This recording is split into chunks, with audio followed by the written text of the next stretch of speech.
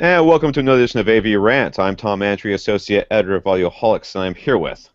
Rob H. This is AV Rant, the show where we answer your questions about home theater and all things audio video. A very happy belated 4th of July to everyone. Hope everyone had a good long weekend in the States.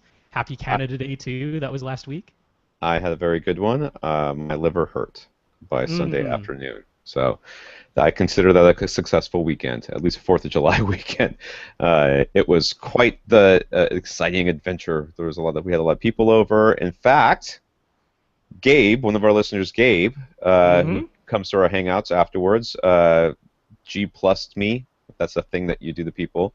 Uh, Sent me Is a that message the on, verb? on Google Plus, which if you are a friend, if you've added me to circles in Google Plus, and I've added you back to my listener circle, you will be notified of our recording times, which is Mm. 9 p.m. on Mondays these days, Eastern time, where you can show up and watch us record these sessions over at Google Plus, our Hangouts.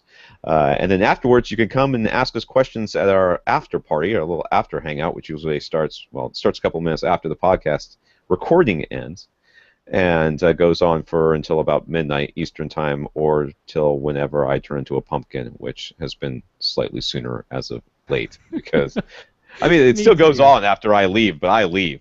But anyways, Gabe has been showing up for a while, talking to us about high-end audio, high-res audio, and high-res files, and that sort of thing. And he messaged me and said he was going to be in town. I was like, oh, why don't you come by? So he came by, and ignored his wife for 30 minutes or so, and I found that Dr. Chesky's Ultimate headphone DVD disc, the Mm-hmm. 192 kilohertz, and I gave him the headphones I'm wearing now, the V Motos, and he didn't bring any headphones with him, which I was disappointed with. But and my old Denon AHD 1000s, I think is what they are, Mm-hmm. AH 1000, something like that. They don't make them anymore, so it doesn't make any difference. But he did a little A-Bing with uh, the Emotiva Stealth amp and Right. the preamp and all that, and had himself a good little time. So it was nice. He came by. I felt bad because I said we were cooking out, and we did cook out, but he got here. He waited till the end of the soccer match, which went kind of long, and by the time that soccer match was over, we were all done eating and cooking and all that, and So so he he got just the kind of talked. coagulated goodness at the end, yeah. Yeah, I offered him food, but he's like, no, no, no, no. So we just kind of hung out and talked for a while. I showed him he'd never seen an SBS sub in person, so I showed him one. Ooh. So yeah, and after that, I showed him some other stuff. So it was a lot of fun. It was a lot of fun to me, a listener, and he had the I think the courtesy not to be extremely taller than me. Austin. I'm about to get an angry G plus message here in Mm-hmm. a second. Now. So yeah, being that it was the holiday weekend, I was very worried that we would have no questions because that is the sort of thing that happens during the summer and especially with holiday weekends. But I have to say, I put this up on Facebook. A huge thank you to the entire AV Rant community. Listeners came through big time. We have another jam-packed show. There was no shortage of things to talk about, and that No, is so awesome. there's I just no I way we're I'm getting never gonna through all stop this. worrying. I'm never gonna stop worrying about it. But Like I'm a so mother happy hen. about that. So what kind of topics do we have this week? Oh, you want to get us started? I haven't even Yeah. finished the small talk yet. And we're only 40 seconds into 4 minutes Just into just this to give a thing. rundown, I'm trying that whole format thing about podcasts where they tell you what they're gonna say. Right. All right, let's see what we got here. Got some comments from Wilson and Eric over on, I guess, Facebook or other places, G+. Alex got some questions about trichromacy.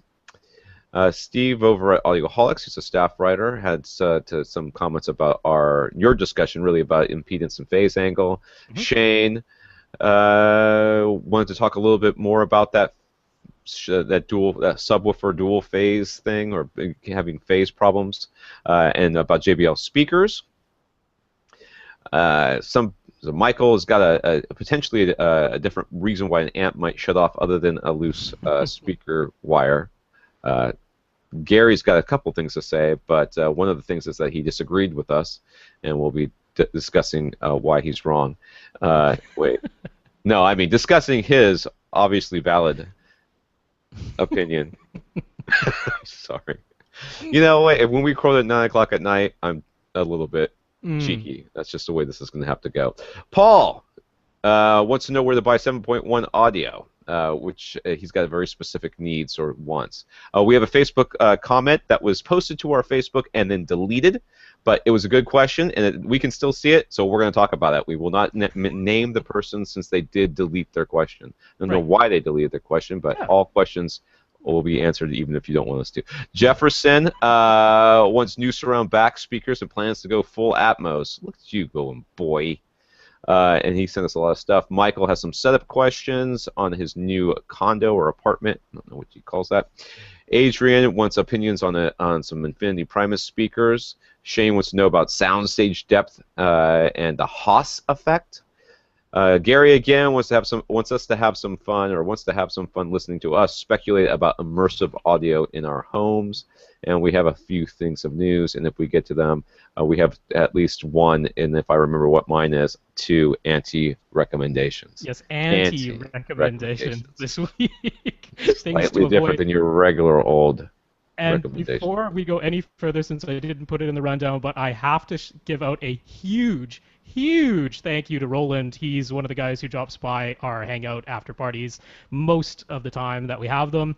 I've been having this trouble recording where Google Talk that we use on Google Plus to make the recording, it automatically adjusts microphone levels, and there seemed to be no way of setting it to not do that. And going into the Windows settings was no help, even when I said, don't allow other programs to change the microphone level, and it still did.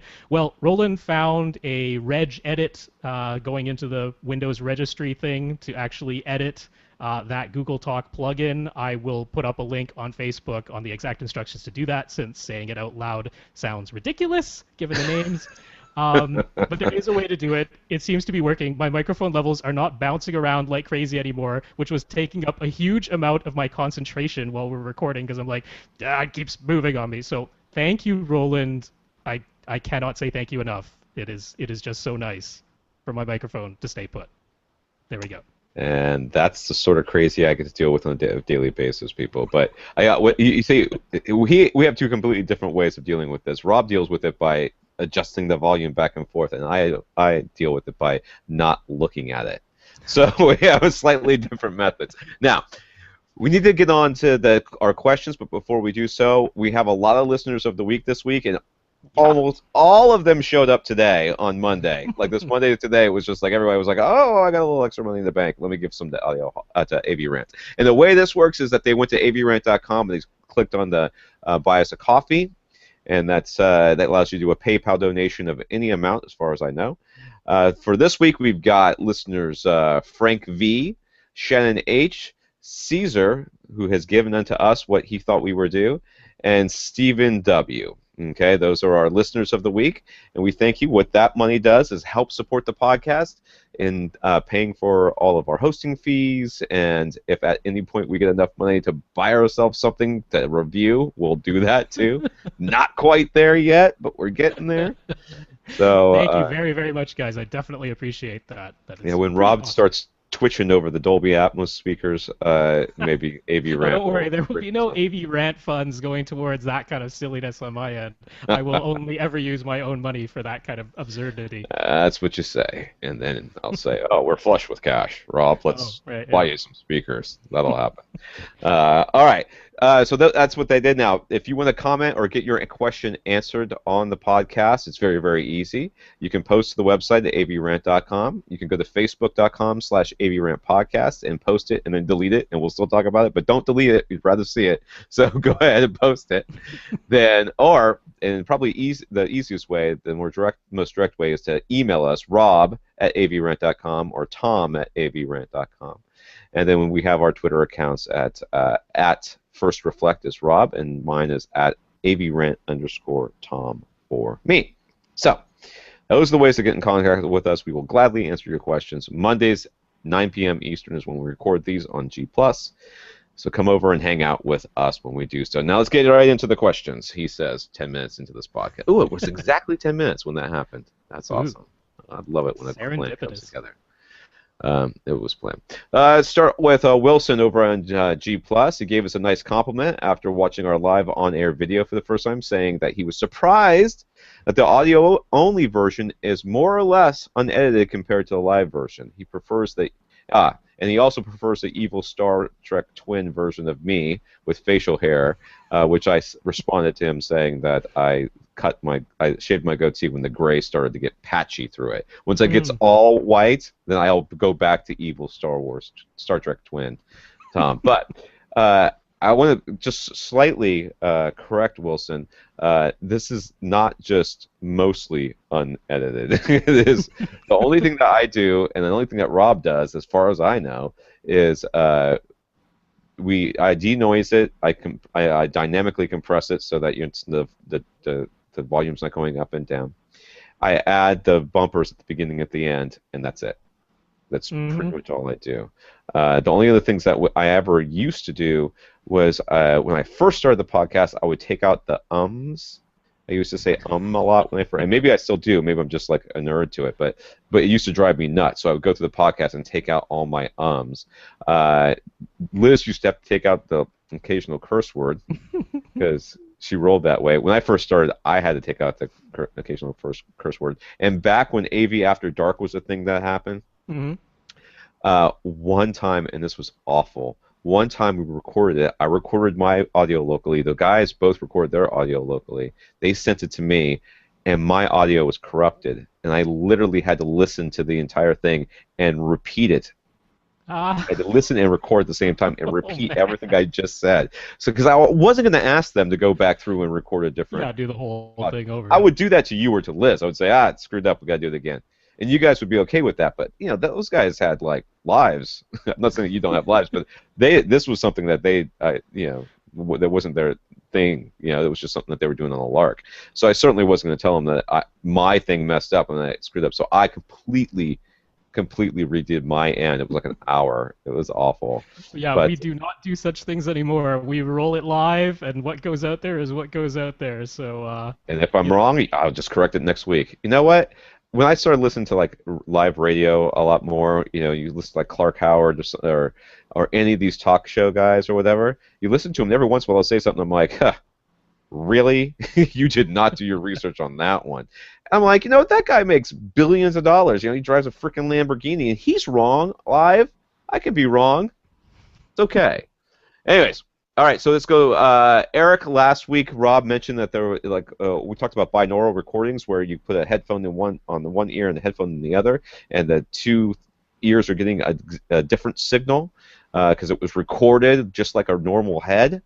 Meaning that there was a microphone on either side of or sometimes even inside of a mannequin's like fake ear canal hmm. in order to get exactly what you should be hearing. Uh, Rob mentioned that there was this thing where there's a wall that you would sit with your nose, like right up against this wall, and it would be in between, going straight out from your face, and then there would be a speaker on either side of the wall. So that was a way of getting binaural information without having to wear headphones, which I said was ridiculous. But apparently, it is not only ridiculous but true. So Hmm. this was back in '86.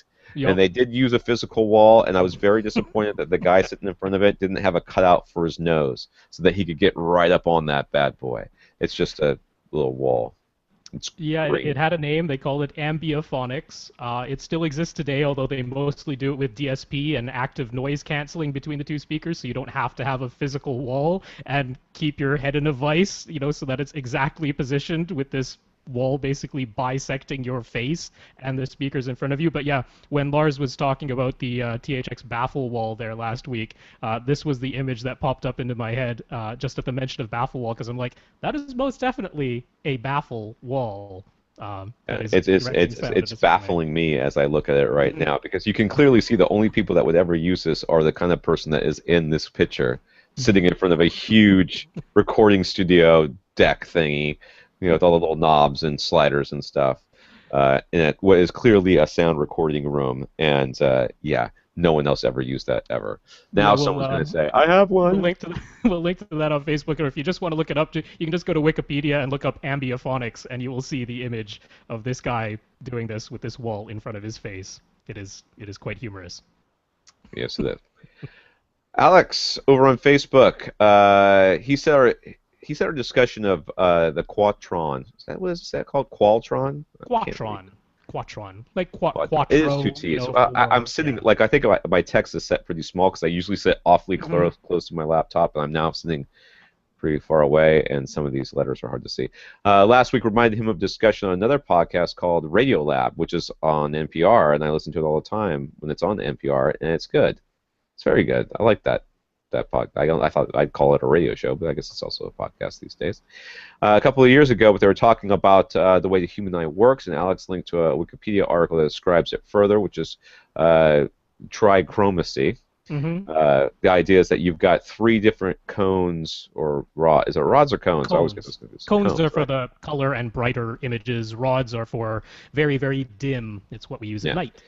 So we've got three different cones. It's us and like a couple different primates, Hmm. and I didn't see anything else. I read the article. It was really quite interesting. So basically, we have red, green, blue cones in our eyes, right? So Hmm. yellow comes in, and we have no cone for that. But so theoretically, we might be blind to yellow if you had to have a cone specifically for that color. But we don't have that cone. But what it does, as Rob and I were discussing beforehand, is that it excites two different cones, Hmm. which allows our brain to perceive yellow. Which, of course, begs the question: oh, are we really is that the true color of the thing, or is that just what we think yellow? Is that just how our brain interprets that information? Yeah, it's kind of interesting because like the way it actually works is the cones themselves are simply most sensitive to a very narrow range of wavelengths of light, but they still react to wavelengths of light above and below that point where they're the most sensitive. So, for example, if you got a pretty bright, very long wavelength of red, it would excite only the red cone in your eye. But it's not as though that cone says, "Oh, this is a deep red." It's all the signal that your brain is getting is just saying, "All right, I know that the red cone is reacting to something, and none of the other cones in the eye are. So I will display that in our, you know, visual cortex system as red." Whereas the red cone might get stimulated exactly the same amount by yellow light. So, as far as the brain knows, the red cone is being stimulated exactly the same. But because it's yellow light, and that has a different wavelength, it will also stimulate the green cone at the same time. So the brain goes, aha, it isn't red, even though the red cone is being stimulated exactly the same as the red light I just got a moment ago. Now the red cone's being stimulated the same amount, but so is the green cone. So I know it's yellow. And that is how our brain kind of puts that together. It's pretty cool. It is pretty cool, and it Yeah. still in no way necessitates a yellow pixel. Yeah. So But yeah, I mean, it doesn't mean that we only see those peak wavelengths of blue, green, and red. It We can have those cones stimulated to various degrees and between those three cones, depending on the wavelength of light. So it's not quite the same as being blind to yellow. It just means we well, don't think about have a yellow infrared, cone. Yeah. right? Infrared Hmm. is the same type of information. It's the same Yep. type of basically it's a type of light. So Hmm. therefore, it is out there all around us right now. Every time you press your remote, you're putting out that light. You don't see it. Yep. So that's because none of those cones are at all reacting to it. So your brain doesn't have anything to see. So we can't see it. Yep. That doesn't mean it's not there. Yellow, on the other hand, even though we don't have a cone for it, we still see Yep. because it is within that range of things that excite those cones in our eyes. So Yep. once again, we can get very philosophical about it, and I don't want to, so let's not. All right. So Steve over at Audioholics was listening in, and apparently you had quoted him without knowing who he was. I didn't know that's who he Yep. was either. I have not that I've abandoned the Audioholics forum, but I lurk there just occasionally, Hmm. just to kind of see what's going on. But I frankly, and it's not just that forum. I used to be on a bunch of different forums. I used to be on the Axiom forum. I used to be a little bit on AVS. I used to be over at Emotiva and here and there. And I just don't go to any forums anymore because I don't have any time. Uh, but if I was going to go to a forum, it would be Audioholics. Sure. Steve kindly sent along a link to an article he wrote for Audioholics over a year ago with the help of Gene and Rod Elliott from Elliott Sound Products that goes into more technical detail about impedance and electrical phase. Since we talked about it last week, he also wanted to clarify that even with so-called ideal. Do you want to say anything more about that before I go on to number two? Not really, because I mean, it's honestly it's beyond my scope of knowledge, and I'll put up the link to that article so you can read for yourself. But yeah, I mean, it was a clarification that I was talking about electrical phase angle and how that relates to power factor, and Steve's like, there's a little bit more to it than that, because there's also like how the amplifier reacts and heat dissipation and all kinds of things come into play, because this is all related to what makes a speaker either easy or difficult to drive. So Yeah. he's like, it's not quite as simple as Rob made it out to be last week. So good clarification. Yeah. And He also we are wanted us to clarify that even with so-called ideal placement of two subwoofers, the end result is still not guaranteed. No matter what, some amount of EQ will be needed. mm-hmm. If the target is truly flat, if the target is a truly flat frequency response, and he agreed with what we said last week when discussing phase matching, that ultimately measurement, trial and error, and gradual adjustment is the only way of getting subwoofer performance to its peak. And that's basically, I mean, this has kind of been the case. We don't really have a super good way of saying for sure what exactly in your room is going to work as far as, oh, I mean, even placement, but certainly not phase with your subwoofers. It's just something you have to kind of deal with yourself and decide if it's worth it to you. Is it worth it to you to sit there take a Saturday and perhaps half of a Sunday to mess with the phase on your sub and keep doing measurements over and over again? Well, if you get a quick way of doing measurements and you like doing that stuff, well, maybe you want to. But if it's going to be like when I first started, I literally graphed it out by hand. Mm-hmm. You know, I would take a measurement with my SPL meter in my hand or on a stand, and then I would see what it did, and I'd go to the next track and see what it measured, and then I would go to the next track and see what it measured. It took forever. If I had to do that over and over again in order to figure out phase, I'd be like, zero's good enough. Well, let me try 180. Nope, sounds the same. Zero. Yeah, I mean, this all came about because we've been talking so much lately about dual subwoofers and, what we consider not necessarily ideal placement, but sort of the best places to aim for, as in being the middle of two opposing walls, or if you can't do that, diagonally opposite across from each other. And Steve just wants to point out, like, well, if you really want to nail it down, it's not quite that simple. You do have to go further if you really want to nail it down, but we're trying to give something that's like, most of the time, it'll be an improvement, right? This is not us either. It's not like we did this research. You know, this is Yeah. the Harman Group that did Mm-hmm. this. You know, they're the ones that modeled all this stuff up, and yeah, they modeled it in empty rooms and that sort of thing. And you know, it's a guideline. It's Mm-hmm. what you start with, and you know what? It's a heck of a lot better than starting with, I'm going to put both of them at the front of the room. Yes. Yeah, that's Okay, that's sort of my biggest thing. I and mean, that's kind of where most people start, right? mhm. So It that's what looks we're trying it to get looks away good from. up there. Yeah, it looks symmetrical. Yeah, I mean the main thing to me is um, anything I like to recommend, whether it's forums or on the podcast or anything, it's like you don't have to believe me. Please try it. Please try it because it works, and that's why I recommend it, because I've tried it myself in not just one room, in several rooms, and like it works. Is it perfect? No. If you want to get it perfect, you got to measure and you got to do trial and error and you got to make small little adjustments and go back and forth a whole bunch of times. But it definitely improves it almost every time. The So way this is going to work, for those of you that are curious about such things, the way mhm. this is going to work is for I think for most people that are listening to this podcast, what's going to happen is they're going to go before they start listening to the podcast, they will have set up their home theater. Then they will listen to the podcast, hopefully, and hear us say something and go, "Oh, that's not how I did it." And then they're going to try it and go, Mhm. "Oh, it's perfect now. It was so much better." Blah blah blah blah. And then like 6 months later, or 3 months later, or 3 weeks later, depending on what kind of listener they are, they're going to say, could it get even better than this? And that's when you start playing with phase, or that's when you start you start moving the subwoofers around a little bit here or there. Yeah. We're not saying that you're going to make one change and it's going to be perfect. What we're saying is these are where this is the good place to start. You start there and you do your best with what you have. And I've always been an advocate of not judging people for having imperfect placements.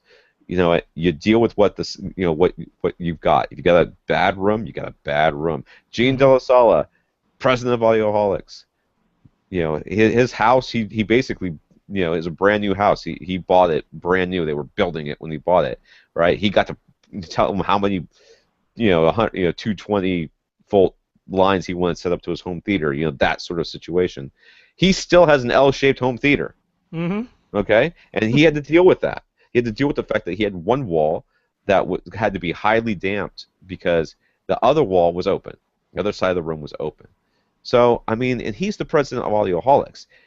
He still had to deal with some issues, and he was still tweaking his home theater for years afterwards. He would go, I think it's too much, it's too bright on this, a little bit too bright here, or there's something going on weird with the sound there. Still tweaking it. It's a process. So what we're going to do is help you with that process, and we're going to start with the basics and say, this is kind of where you should start. You should shoot for placing your subwoofers.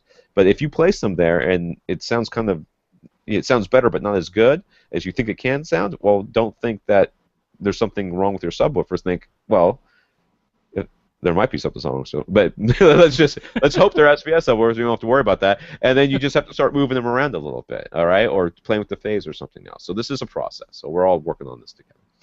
All right, Shane. He's responding to our answers from last week. We were talking about dual subwoofers with him. Shane had said, that we should talk about phase, and we kind of pashad it. Essentially saying that phase, it's like we said, it's something it's really hard to do, and it takes a lot of trial and error and everything else. Well, he came back with he's got one subwoofer that's literally behind the couch, and the other Mm-hmm. one that's on the way at the front of the room. So there's just a huge difference in Proximity to the locations seat. there. Yeah. Well, proximity, location, right? So what he found was that by adding a slight distance delay on the subwoofer behind him, smoothed things out even more than the placement did. So it kind of is a cherry on the top of that thing. But he said he did note that he only measured at his primary seat for Uh-huh. this change, which is probably true. But guess what? I think that's perfectly fine. You've already got a pretty decent. You're already going to have a pretty good spread around the room, which is the whole point of having dual subwoofers, anyways. But tweaking that phase a little bit is exactly what we said. We said Yeah. you can get a little bit of a change. For most people, it's not going to be worth the time, effort, and aggravation. It obviously was to Shane, and for that I say good.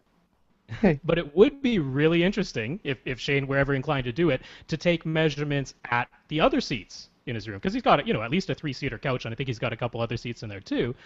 It would be interesting to take the measurements at those other places and see, because one of the things that often happens is, especially when you're dealing with EQ, not necessarily with the phase, but definitely when you're dealing with EQ, you'll measure at your primary seat, and you say, okay, I've got a little bit of a hump at 50 hertz, let's say, and so you tame that down. But then you go and measure in your other seats, and it's like, oh, now you've got a dip at 50 hertz in those other seats, whereas it's Yeah. flat in your primary seat. So it's like, well, do you want to rob from Peter to pay Paul? Because that's what you basically end up doing. And this is why a system like Odyssey, doing its automatic room correction, takes multiple measurements, because it is spatially averaging. It's saying, I don't want to necessarily trim down or boost up a given frequency if doing so is going to make it way out of whack at another seat.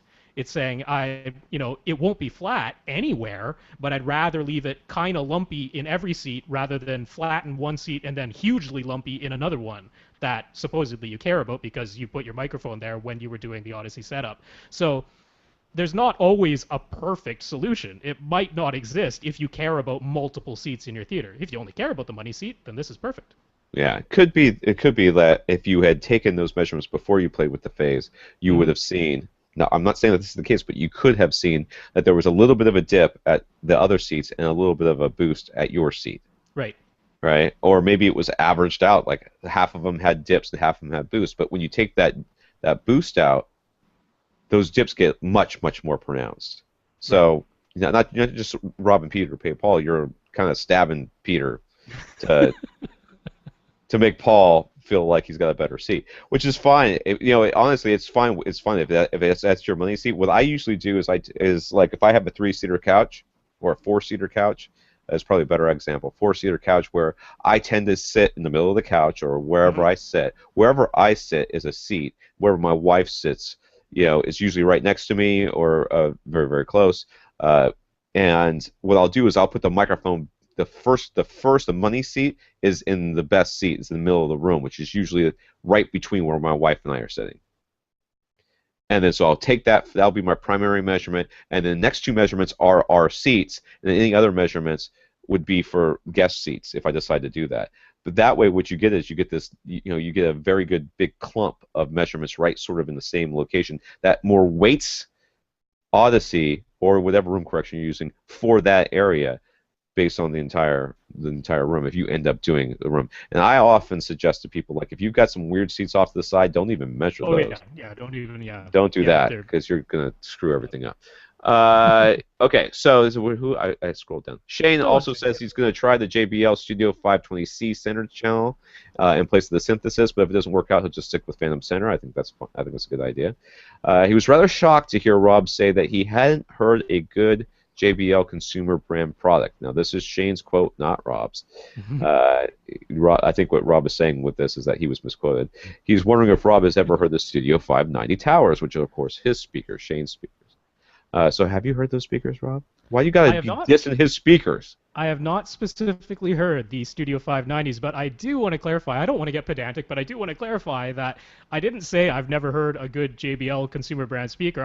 I said, by and large, I think they sound good. What I was trying to get across is that I'm surprised they don't sound even better, given Harman's pedigree, given how much research Harman Group does, and they're the parent company of JBL. Um, for example, we've got this perfect example here where you have the Studio series and the Synthesis series both under the JBL brand name, but they do not sound the same. And that's a little bit surprising. Like, why aren't they aiming for the same tonal characteristics across all their speakers? Because they've done so much research to say, well, here is anechoically what a speaker should measure like if it's going to sound very accurate and linear. Shane was pointing out some reviews, and by and large, yes, they're all very, very positive about the Studio 590 towers. But I did see a couple there that were saying, it isn't a perfectly linear speaker. It's very impressive. It's extremely dynamic. It has great dispersion. It's got great imaging, but not necessarily perfectly linear. There's a little bit of a characteristic sound to it. And so that's all I'm saying. By no means do I mean to say that I don't think JBL makes good sounding speakers. I do think they make good sounding speakers. I'm just a little surprised, given the research, that they're not, technically better, technically more linear. That's my clarification. Okay, whatever. I'll say that they don't make good speakers, but they make lots of speakers, so of course some of them aren't going to be any Well, good. some of them, yeah, those I ones, mean, statistically, one of them's going to suck. yeah, So those I think ones I'm that they pretty safe only to say sold that. in Best Buy. They had those ones that they only sold in Best Buy. I forget the exact name of them. They were pretty awful. They were not good speakers. Yeah, they exist. But I haven't heard your speakers either. I Mm. remember when they came out, though, I thought they were the weirdest looking speaker I'd ever seen because of that weird front to them. If you see them, it kind of looks like a vortex. It looks like something's getting Yeah, sucked well, into the the horn speaker. is like very, very tall versus how Yeah, wide it is, which is a little unusual for a yeah, horn. it's really weird. But I would be interested to hear them. I'm sure they sound good. I'm sure they sound good. Michael found a different potential cause for amps randomly shutting off. He had previously asked, okay, first of all, he had previously asked us about DJ equipment, which was one Mhm. of our odder questions that we've had, which is good. Thank you for asking. DJ equipment and moderately priced PA speakers. He's in Newfoundland. I didn't say Newfoundland, which I almost did, but Newfoundland. He's a Newfie. I used to climb with a Newfie guide, and I don't know anything about Newfoundland really. I just know that there's some sort of weird like bias against them, or I don't know. I guess So technically I should have put Newfoundland and Labrador since that's the official name of the province now. whatever. There is an actual So and in there now. they're named after dogs. Is right? Newfoundland isn't that no, Newfie's a dog? Oh, anyways, Newfie, Canada, and he's lucky the Lone Long and McQuaid location in that province, since Rob H had mentioned it, is only 20 minutes away where he lives. So he's checking things out and thinks the Yamaha Stage Pass system is probably in his future. So yay! Tell him you bought it because of us. About a year ago, his Denon AVR 1912 was shutting down at random. We told him to rewire all of his speaker connections, which he did, and everything seemed to work well for about a year. Recently, though, it started shutting down at random again. In his efforts to troubleshoot, he discovered that the surge protector he was using had a pretty loose grip on the prongs of his AV receiver's power cord, so he got a new surge protector, and so far that seems to have fixed the problem. So we just wanted to pass along another simple but important thing to check if anyone has similar problems. That's weird if that ends up being it. I I have had so I've got this one extension cord that is the extension cord's fine, but the outlet it's like one of those outlet things that you like screw into an outlet so that gives you six instead of two Hmm. or something like that. So it's like a permanent sort of thing that you kind of a little bolt on to the top of the thing. I've got that, and it's outside of my garage, and it was here when I moved into the house, and it's awful. The thing, nothing stays in it. You have to like, I have to prop the cable up and I tie it onto things near it because everything falls out of it. I've never had the power shut off because it has a poor connection. I've never anything electric that I was using has never like sputtered on me. Uh, so I would find it to be really weird if that was the issue. I would. Well, yeah, I had those old the Epic Sentinel subs. I had those, and one of my complaints was that the cord side on the subwoofer itself, the part where you plug the power cord into the amplifier of the subwoofer itself, that was very loose. And I had this problem. You know, it would wiggle itself loose in the course of heating up as it's starting to play, and basically just lose its connection. So had to kind of wrap one layer of duct tape around the part of the plug that gets shoved into the socket there, so it would hold it a little more snugly. Um, yeah. So I can believe this. If you got a loose enough connection, for the actual I think prongs it'd of be the outlet. weird, but okay, something to try. But yeah, no, and Uh, we've had a couple of people, talking about amplifiers shutting down at random or going into protection mode, and we've always been harping on the idea of check every single speaker wire connection because you might have one stray strand of speaker wire, and that seemed to be the case the first time around with Michael. yeah, But yeah, he's saying there might be another cause. It's definitely a simple enough thing to double check. there you go. Check all your connections. We'll just have to broaden our suggestion. Infinite Gary disagrees with us about the center speaker being the least important. Well, you're wrong, but go on. He says that that he occasionally gets a broadcast or a stream with a bad mix where the dialogue isn't centered properly. For those, he says the option to switch to mono is a necessity. Uh, okay, but I don't see how that supports that argument that the center channel is the least important. Because if you had it in like phantom mode, you would Hmm. still end up with the same issue, right? With Yeah, and you can not you being can well centered. you can still switch to mono mode even if you do not have a physical center connected. You can still And switch it to will mono still mode, sound and the left and exactly, right will display the exact same thing. Yeah. which is what's happening anyways. I bet in most mono modes, center channel is probably not even turned on anyways. I would bet. I've seen a lot of receivers where you have an option. You have an Yeah, option for mono mode specifically where you can say, where do you want to output this? Do you want to put it left and right, center only, or left, center, and right? Some of yeah, them give you that option where you can choose. yeah. So Well, a I lot of think, people disagree. In fact, I've had oh yeah. discussions with a number of AV, not just people that listen to the podcast, but AV professionals who take umbrage with that statement.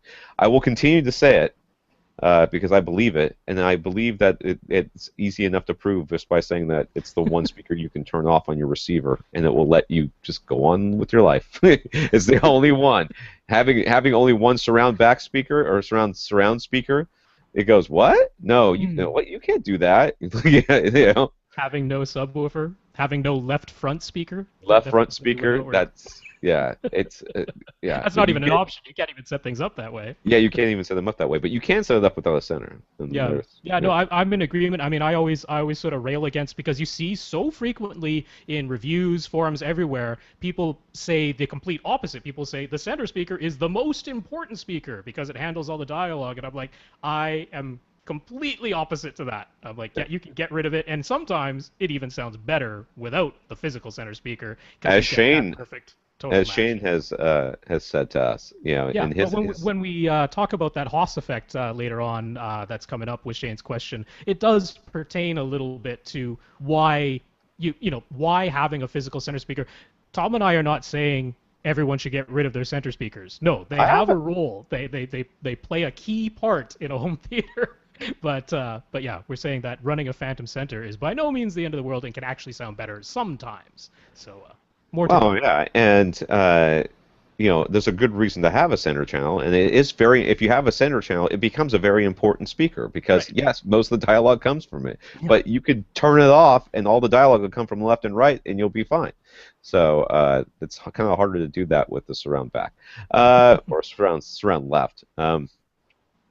So Paul B over on Facebook asked us if he wants full 7.1 soundtracks, not 5.1, expanded to 7.1 using processing. Okay, he's not Mhm. looking for a 5.1 SACD, which he then uses, Dolby Digital, whatever it is, Pro Logic 2x, 2X. Yeah. yeah, 2x to take it into 7.1. He wants a true 7.1 soundtrack. And he's specified that he's specifically looking for music with no video. So he wants to know where he can buy such content. Um, this is a hard one. Now, the problem here is that 7.1 does not exist outside of Blu-ray or downloads, as far as I know. I haven't really seen any. I can't think of a single DVD or SACD or anything like that that comes bigger than 5.1. Yeah, I don't Uh, think that's even part of their specs. I it's really don't not. think it's even in there. So it's Yeah. it's really not something that you either have to get it on Blu-ray or you have to get Mhm. some sort of download. And the downloads are generally just the Blu-rays in digital format. And the problem with Blu-ray is that there's so much room on that disc, it doesn't make sense not to have video. It's like there's no reason not to have video. But this is what I think. I think Paul has an audio only system and wants to have 7.1 and doesn't want, or he has a full home theater but doesn't want to turn on his monitor, which is perfectly fine too. It's nigh impossible to control a Blu-ray without a video, being able to see the menu. Yeah, if It's it's like just a concert or something, right? It'll have a video menu at the beginning of the disc where you can select to play or select what track you want. And yeah, there's really no way to navigate that without being able to see the video portion. right. So what I think he wants is he wants something where he can just press play and then skip forward, skip back, just like you Right. would with a CD or something. And honestly, dude, I don't think that exists. I mean, if it exists, it's a niche, and it's a small niche, and it's something you'll have to digitally download. And I couldn't. I looked. I really couldn't find anything for you. Yeah, I certainly didn't know any off the top of my head. I was recalling Universal Music Group made that announcement a few months ago about Blue Music, where they're going to be using Blu-ray discs with just music on there, maybe some like still images or something, but they're essentially meant to be played, without a video system attached. I have zero experience with them. I have no idea whether they're programming 7.1 onto any of those releases or if they're just sticking with 5.1. So I mean, my best suggestion was concerts on Blu-ray, but then you'll need some sort of monitor to see what you're doing. Yeah, and honestly, I have. Now, SACD is a different animal because there is no Mhm. video. I mean, sometimes I'll have something, but generally speaking, there's no video associated with it. So it is meant to be played just like a CD.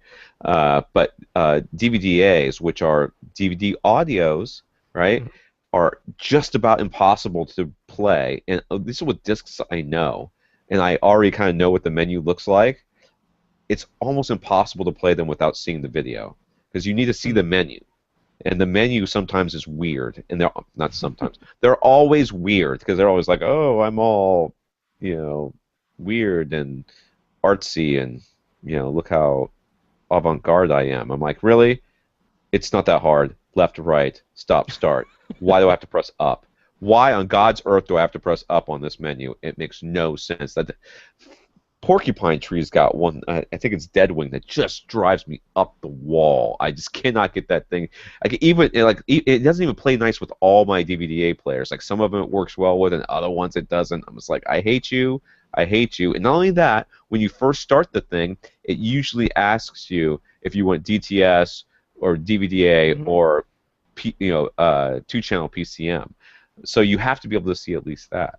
Right. So I think honestly, Paul, I think your solution, if you want to call it that, is to do what Rob said and look for these Blu-ray audio discs that may be someday possibly coming out. Maybe they're out there.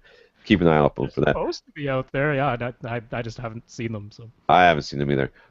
The second thing would be to find the discs that you want on Blu-ray, the audio that you want on Blu-ray, and then get one of the many programs to strip it. You have to strip the audio off in the 7.1. I mean, this is going to be labor intensive, dude. Yeah. Strip it off, figure out a way to put it into just like a track order, and then stick it on the Blu-ray with no menu in the front, no menu in the back, and then I don't even know if that's possible. I'm sure there must be some sort of Blu-ray authoring Well, software I that know would. you can turn it into an MKV. That's one way of doing it, but Yeah, it's yeah. just it's not going to. I mean, it's something that's certainly doable, but it's not like I've got the Blue Man Group. I've got Diana Krall live in Rio, and those I could see how you could strip that off and make that into something that you would want to see, but it would be a pain. So Yeah. keep us, hey, Paul, if you figure it out, let us know because we would like Or to if know. anyone else happens to know, by all means, please get in touch with us or post over on Facebook. And I did want to mention for anyone who is okay with using the video or is just wanting to look for 7.1 Blu-ray movies or concerts or anything on Blu-ray that's actually in 7.1 versus 5.1. Now, this isn't necessarily always going to be perfectly accurate. Tom was looking through it and he's like, yeah, some of these don't make any sense. But one of my favorite Oh, sites is, my favorite was the 8.1. I was like, yeah, yes, the thing. 8.1? Yeah, somebody did type that one in right. Yes, that is a user entry error, but there's a website called blu-raystats.com that is blue-ray stats with no space in between ray and stats.com. So yeah, that's a great site if you want to basically see almost every Blu-ray that's ever been released. Sometimes I like to just sort of browse through there and be like, oh yeah, I completely forgot that thing ever came out. But they do have a bunch of drop-down menus where you can select what it is you'd like to filter, and one of them is selecting 7.1 audio. So it won't always be 100% accurate, but it's better than nothing. Yeah, apparently there is an where is it here? It is where did I lost it. There was an 8.1 version of I think 500. Yeah, here it is. Oh no Oh, no no, 500 that was days it. of Oh, summer. Okay. I take it back. I read it wrong. That was Ah, IMDb. That was the IMDb rating on it was 8.1. I saw 7.1 right above it, and I thought, oh, that must be I okay, didn't. good. Yeah, because before that was 6.4. I didn't read high enough, and 6.9 is after it, so I should have scrolled. Now, if you look down, they have stats for everything, like you would guess. So you can see that there's some they're like for lossless audio. There's like 6,000, almost 6,800 entries. But if you go down to like Dolby True HD, there's only a little over 1,100 entries. Hmm. DTS Master Audio has just under 5,000. Uh, DTS only has 79. That doesn't seem right. Most of these things sort of mix down. But then if you go down, if you actually put in 7.1 channels rather than putting in DTS MA Right. and Dolby True HD, then if you just put in 7.1 channels, you're only going to get 516 entries. So either that means that they're looking specifically at ones that were mixed specifically to all seven channels and not Hmm. 5.1 that was then later expanded, which seems doubtful. I think that they literally just looked at the menu, and if the menu doesn't just specifically list 7.1 channels somewhere in it, it didn't get classified there. Uh, Yeah. so it's going to be kind of hit or miss. You're going to end up, if you want 7.1, you're going to end up having to look at the DTS MA and the Dolby Digital True HD, which doesn't. I really didn't think DTS MA had that big of a lock on this. mean, Oh 5,000 yeah, versus a little over we got 1,100. way more. Yeah, Yeah, which might be coming up later if we get to Gary's question at the end of the yeah. podcast. All right. So, but you can go check it out. It can't hurt anything. Now, So this next here's one, you our mentioned the name. Yes. deleted question over on Facebook. Uh, there's a big thing. Don't put things in parens because then I read them anyways, and everybody has to wait. Uh, the question was about the Seiki Seiki. U-Vision HDMI cable that claims to do Technicolor image certified upscaling using the Marseille Marseille. VTV video processing chip. Is it really that special, and what's the deal with the additional USB connector for power? Well, okay, let's back up. Seiki is like one of the first 4K sets that came out. It was extremely inexpensive compared to everybody else, and it was basically garbage. I mean, but and Well, I don't mean that not in a bad really. way. Not really garbage. The problem is that the panel itself can do 4K just fine. Hmm. The problem is inside that TV is just some of the most ill-conceived electronics anybody seems to have ever put to inside of a high-end TV or a high-definition TV set. So what it does not do well is take any signal other than 4K and Right. convert it up to 4K. Okay, because most TVs you send it 720p, you get 10. It's a 1080p panel. It has to convert that to 1080p before it can display it to you, which is that is fine. That's what these things do, and some of them do it okay, and some of them do it really, really good. Most of them aren't bad. This one wasn't good, and people immediately started complaining. And not only did they immediately start complaining, but the reviewers were just absolutely hammering it. Hmm. But what they all said was that if you can get a 4K signal to it, it looks fantastic. So these receivers started coming out with 4K up conversion. Blu-ray players started coming up. Well, some not, do we have Blu-ray players that have up Oh yeah. conversion yet? I mean, Some of them Oppo's do. up convert to 4K, so yeah. Oh, you know what? And the LG that I reviewed a while back, that one does Yep. it as well. So yeah, there's definitely some that can do it, and who knows what their chipsets are? Some of them are going to be. I would trust the Oppos, and if they have a name brand to them, a lot of times you can do some research on them. They just say up convert to 4K. Well, then roll the dice. But so what Seiki did is they decided that they were going to make amends and try to make things a little bit better. Which, if Amazon customer service reviews are to be believed, this is about the only time they ever did that because they are not good at they're not good. If you buy one that breaks, throw it out. That's what seems to be the case. Is these things should come in 6 packs. But they put out an HDMI, this U-Vision HDMI cable, which first of all they gave it to all existing owners. Yep. They were supposed to give it to all existing owners, and then they were going to provide it with all all of their new TV sets that came out. And what this does is essentially you put it between whatever your source is and this TV, and it does the conversion there. And this conversion was done with this specific. Is it Marseille? Is that what it Yep. is? Marseille is the brand name. Yeah. Yeah, Marseille VTV video processing chip. And this Technicolor image certified. Now, we talked about this when it first came out, and I was like, that's crazy. But it does seem to work from what Yep. I can read. It does seem to work. Now, what's the deal with additional USB connector for power? Well, the deal is that it needs power. Yeah, there's an That's, actual video processing chip inside the HDMI cable itself. So it's an yes. unusual cable to be sure. Yeah, and I think it's like $50 or a little bit over $50 over Yeah, on. it's $40. It's a Oh, cheap is it really? 39.99. Yeah, for Oh, the I was just looking at it. I swear it was more than that. No, I well, feel maybe that was stupid. a longer length. Oh, I don't know. Could It easily says be that. 53. Oh, I don't know. Maybe this is not. It says one says 53.49 at Amazon. Anyways, so but the cable does seem by all. See, if you read the reviews, you're going to see hit or misses. I'll tell you what, the hits are the people who actually have 4K. Okay, Right. and the people that are missing are saying, "Oh, it doesn't really make that much of a difference." Well, they plugged it in to not one of these this set. They just bought the cable and they plugged it into from their regular with that receiver whatever it is into their 1080p set and go, it's a big deal.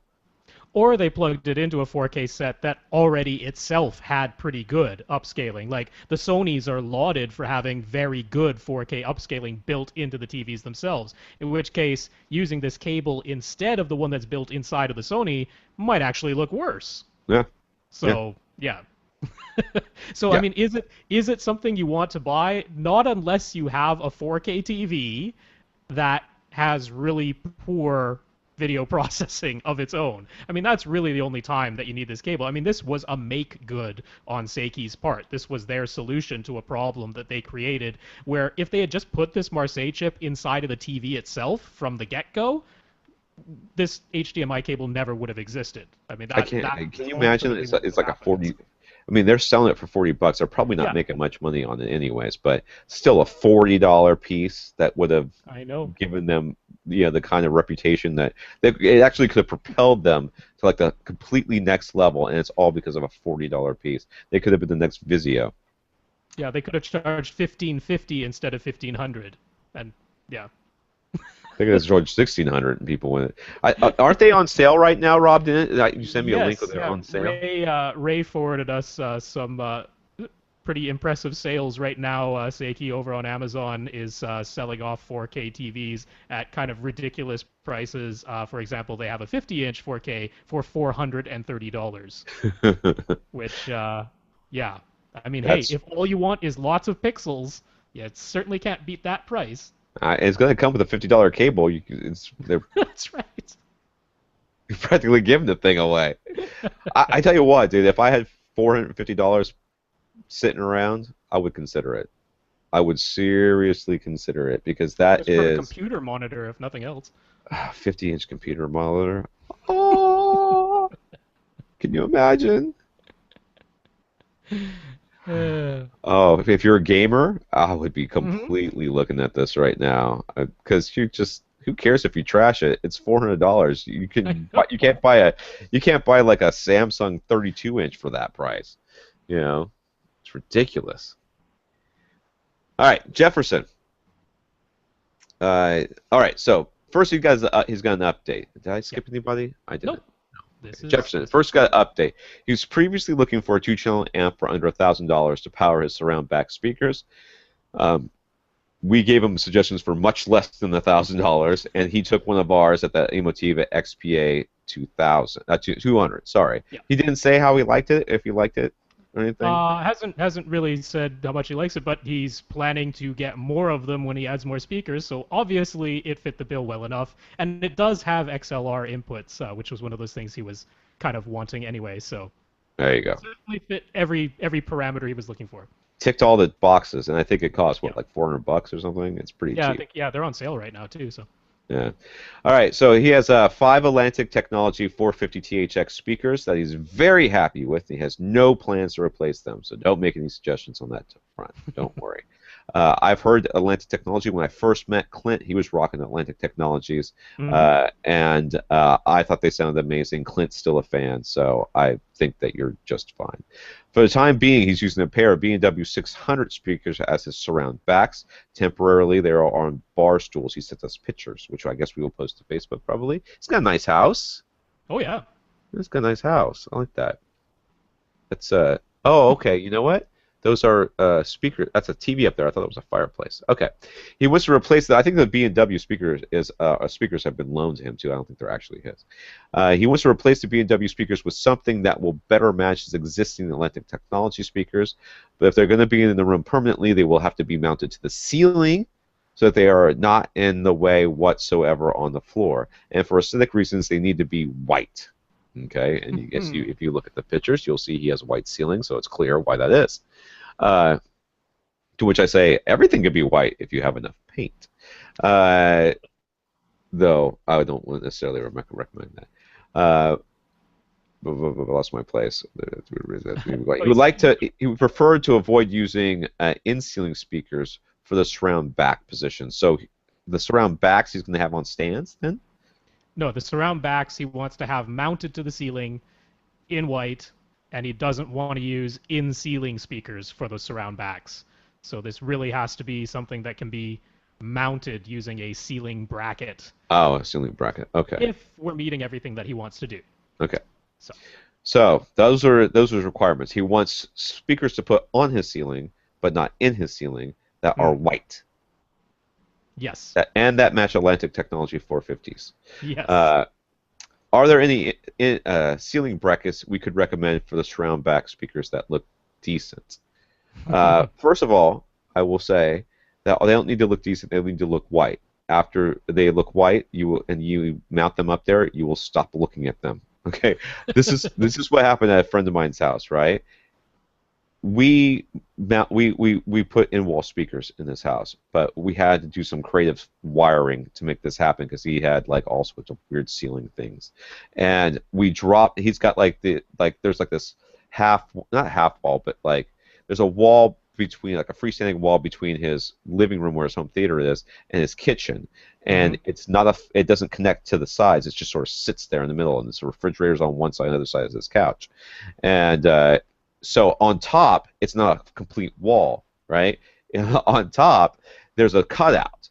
So what we did is we ran the speaker wire down like the thing that actually connects to the ceiling, and then out the wall through the cutout, and then across the cutout, and then back down into the wall, so we could get to where we wanted the speaker to be. Okay, Right. Okay. that all makes sense. Well, when I go to his house, every time I look up there, I see the little speaker wire because I can only get the driver at a certain angle so that I can so I can get in there to get the speaker wire back out, Hmm. right? And it's a little gray piece of in wall, the Mm. platinum rated wire and all that, little piece of wire in there. It's probably about 3 inches of it total that I can see, maybe 2 inches of it. I'm like, all you have to do is paint it white, and I'll never see it. Paint the Yep. same color as the wall, and never see it. He goes, I never see it anyways. Like, please paint that wire. Please, just give me the paint, and I'll do it. Right? Drives me bonkers. But the fact of the matter is nobody other than you are gonna really notice these things as long as they're white. Okay, as long as they match the speakers up there, they're gonna go, oh, that's cool, and that's gonna be the end of it. So. But Rob, I know you have recommendations on ceiling brackets. Yeah, so let's start with the brackets. That one's the easier one. Omni Mount is probably the go-to if you Yeah. want to get ceiling brackets. They actually kind of like discontinued their most popular ones, but they're bringing them back by like popular demand. So I can link to those ones, or you can just go to omnimount.com and look at their ceiling speaker mounts. So those are there. One of the reasons we like them is because they can actually handle a significant amount of weight, like 25 pounds, and so it doesn't look as though we're looking for really small, tiny, lightweight speakers to do this. So you want some sturdy brackets. But another one that you can use is Axiom Audio. Go to axiomaudio.com and they have one called their full metal ceiling bracket, and they're available in white. So no problems there. The Omnimount ones are kind of like a stainless steel look, so that might not blend in as well as the Axiom ones. So that's the bracket part, but we should probably go back and talk about speaker suggestions themselves for Well, we're these getting to that surround with number back 4, right? positions. Or do we have to do Well, number that's 4? when he's expanding, yeah. Oh, okay. So, So, okay. All right. So let's go back to the speaker suggestion. So now, what he's got older Atlantic Technology speakers. yep. They're THX rated. Atlantic Technology is one of the few companies that makes THX rated speakers. And what this means is that THX has certified them to not suck. Actually, not even that. They've certified them to play flat to a certain place, so that it crosses over well into a subwoofer at 80 hertz. That's essentially. I think it also has something to do with off-axis response and a couple other things. And how But loud they can play, yeah. and how loud? I'm sorry, you're right. And how loud they can play. So those are sort of the parameters. That's what the THX certification does. Doesn't mean that it has to sound a certain way. It just means that it has to hit a couple of check marks in certain boxes. Okay. Now that being said, uh, I want you to do your recommendations first, and I'll do mine. Okay. So, yeah, this is tricky. So, first of all, I know he said flat out he doesn't want in-ceiling speakers. My first thought is you have Atlantic Technology speakers now. Yes, these are older ones that they're no longer making, but by and large, Atlantic Technology has not drastically changed their sonic signature over the years. They've stayed to a pretty set sound that they want to reproduce, and they've just used updated technology as it comes along. I mean, certain things just go out of date and aren't available anymore. So my first thought is obviously to go to Atlantic Technology and see their offerings now. I don't think they have white as a standard finish option for any of their speakers. Most of their regular bookshelf speakers and that probably wouldn't be appropriate for this. So Atlantic Technology has in-ceiling speakers. Now, before he says, I just said I don't want those, they actually have a particular in-ceiling speaker where the entire assembly, that is the entire woofer and the tweeter, are all angled. They're angled at like 15 degrees, and they actually intended it to be an in-ceiling speaker that could be used as your front, left, center, right speakers. So that's why they've angled the entire assembly inside of the part that will be recessed up into your ceiling. Now, if you end up using those as surround back speakers, they should work quite well because they're not just firing straight down. They're designed to have a more directional sound to them so that you'll be able to localize them as being in that position. So I'm kind of keen to say, I'm not a huge fan of this idea of hanging down fairly large speakers in the back off of ceiling brackets when you can't really completely perfectly match what you've already got. So I would still look at those in ceilings. But if that's totally not what you want to do, I do know that by and large, the Atlantic Technology speakers, the M&K speakers, they sound more similar than different. Let's put it that way. They're not worlds apart in their sonic signatures. So M&K, MK Sound is one place that you can look. And leading off of that, David Fabricant from Ascend Acoustics, he is carrying on a lot of designs that he learned when he was at M&K, and so the Ascend Acoustic speakers, the SE series, do not sound wildly different. And we're talking about surround back positions that will be way up high near the ceiling. So Ascend Acoustics HTM 200 SE speakers are a really good speaker for a compromised placement like this. Easy to ceiling mount. They already have connections in the back of the speaker that's meant for putting them on a bracket. And even though white isn't a standard finish, I can guarantee you that Dave will make them in white for you if you just give Ascend a call and say, hey, I would like these speakers in white. So those are my 3 recommendations there. Tom, what was yours? Okay, I'm going to go a little bit more general with this and less specific as you have done. The guy who designed your speakers that you currently own, his name is Vance Dickason, and Rob had to remind me that his name is not Dickerson, it's Dickason with an A-S-O-N.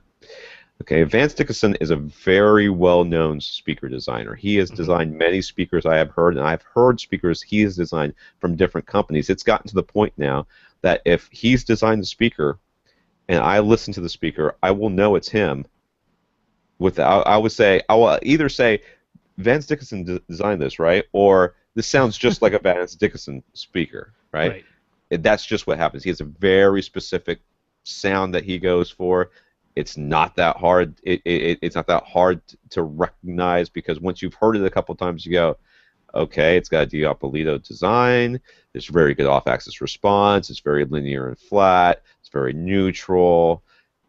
This sounds like Vance. So I would actually go one step further than what Rob's saying about than getting looking at specific speakers. I'd ask the man himself. He designed your speakers. He knows, and he is. I have a feeling he's not that hard to get in touch with. And these guys who are out there, like, hey, I own your 450s from Atlantic Tech. I want to do. This is what I want. Do you know what speakers are out there right now that you've designed? What companies have you been designing for recently that have speakers that might be small bookshelves that I can mount to my ceiling? And that's what I would do. I would ask him and see what he says because he may actually be able to tell you exactly what speakers you could get. I would ask him for you, but I take the fun away from you. Yeah, How cool would it be to say that I talked to the speaker designer?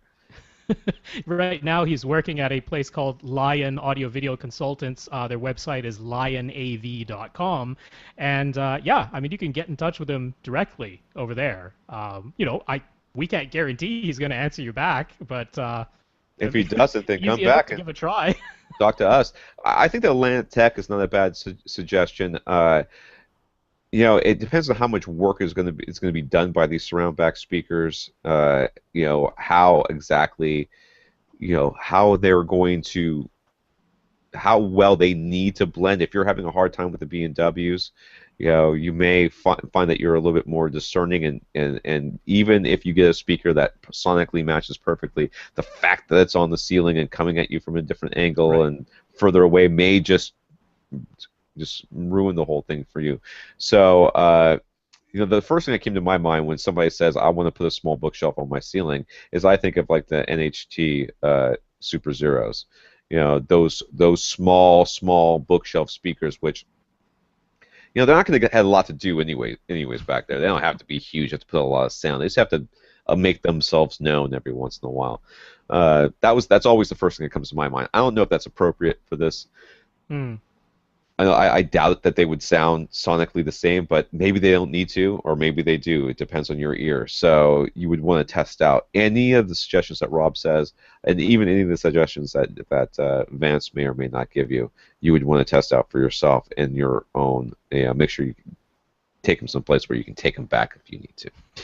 So now I have Atlantic Technology stuff open. By the way, all of Atlantic Technology's in-ceiling speakers come with white. In case Yes. anybody's wondering about that. Okay. Now, is that everything on that one? No. Question number 4. Number What is 4. it? You'd Possible. like to expand the speaker system in the future, quite possibly include Dolby Atmos. The actual ceiling positions could be in ceiling speakers, but if he uses front wide and or front heights, he's thinking that whatever he selects for surround backs, it might be nice to have the same speakers, perhaps in a piano black finish to match his Atlantic Technology speakers. So we have recommendations with all of these factors in mind. Well, any of the suggestions that you can get in white, you can certainly get them in black. Gloss black, not sure. Right. But generally speaking, these days, you can bet that a speaker is going to be able to come. If it comes in white, it almost certainly also comes in gloss black. So I wouldn't worry too much about that. Uh, all those different speakers that Rob mentioned, I think, come in both colors, right? Yeah, I mean, the white is going to be the difficult one. They Yeah, definitely all come in black. Whether it's piano black, that super glossy mirror-like black finish, I'm not sure. But I mean, yeah, they definitely come in black. White is the tricky one. But yeah, I mean, I wanted to mention a little bit about this plan because in his email he mentioned the idea of having front wides, front heights, and Dolby Atmos ceiling speakers. And what we know about Dolby Atmos right now is that if it's using 4 additional speakers, all 4 of those speakers are supposedly meant to be in the ceiling. And it wouldn't make use of the front wide and front height speakers that you might already have for a DTS Neo X or an Odyssey DSX or a Dolby Pro Logic 2Z setup.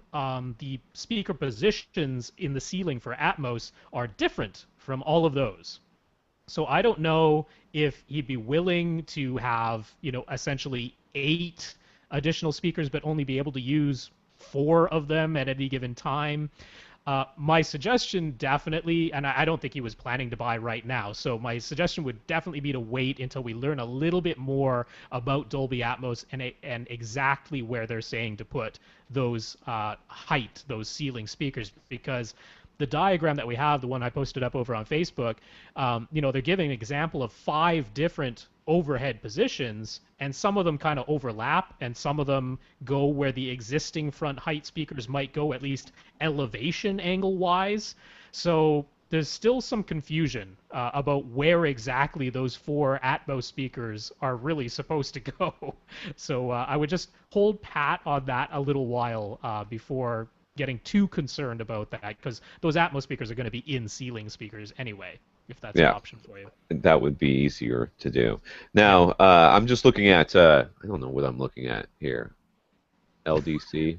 Okay. I don't even know what this is. Anyways, this is probably an older bio of Vance. Uh, I'm just looking at. I guess the most recent date I see on this one is 2005.